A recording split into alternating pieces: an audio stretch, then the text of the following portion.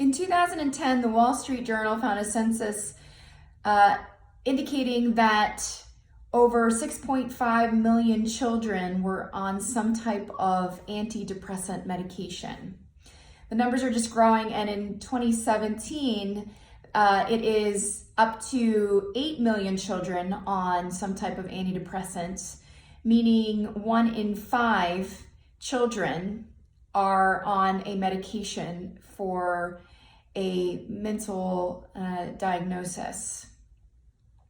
If we break those numbers down even further, this is where it gets really crazy, is 274,000 babies are on a medication and 318,987 toddlers are on medication for antidepression or antidepressants. What does this say for our society?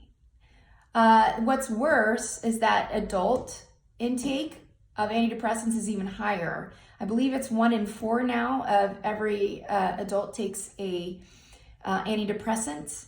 And what they found, research has conclusively found that people who take these medications have a 50% increase in dementia. So you can see a problem on multiple, just astronomical proportions. Not only are we trying to medicate an emotional and mental disorder with serious side effects, but if it affects adults like that, what is it doing to the brains of our babies, our children? The other issue at hand is that we realize with the whole plethora of side effects that these medications come with, there is no real solution. For years now, decades, I'll say, the research first began with Dr. Souse, who was a fellow of the American Psychiatric Association.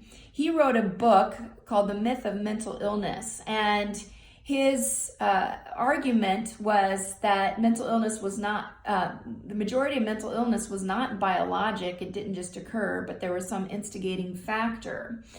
He also realized the unethical relationship. This was dating all the way back into the 60s, the unholy alliance between the psychologists, the psychiatrists, and pharmaceutical companies. That they would create these disorders or labels to manufacture certain medications, and these myths were all perpetuated just to make more money. And this was touted back in the 60s. You know, this was a guy, a doctor of high esteem and highly credited,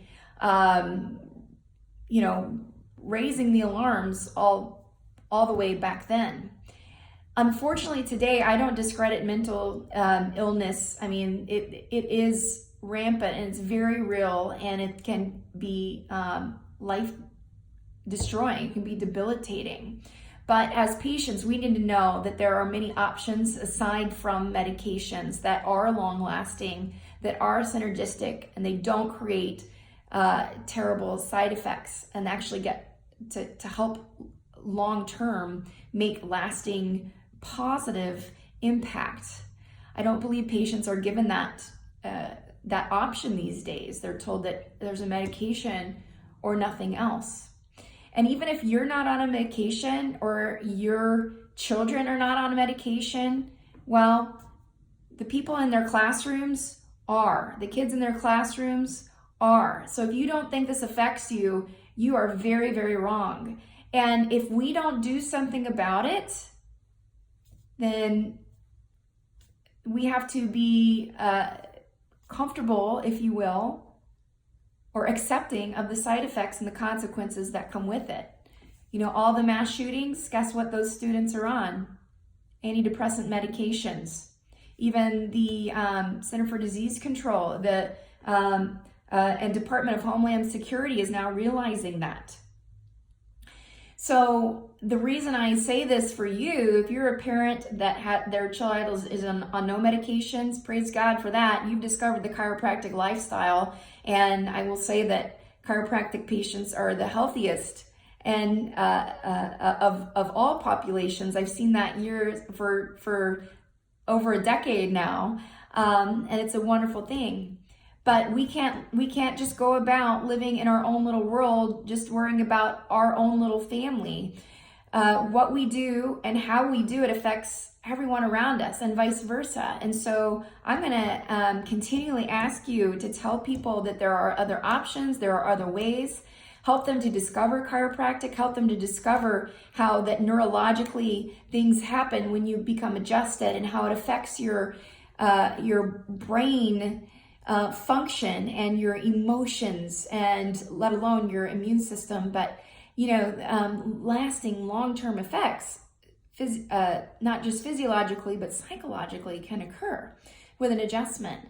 So it's up to us, because you know what? If we don't say anything, if you don't say anything, nobody else will. And then we have to live with those consequences. So yes, it is a burden upon our shoulders, but it should be. If we're a part of society, then we have a moral obligation to serve others. And I'm going to ask you to be on my mission. Tell others there's a different way, and they need to know about it. You're the only one that can help.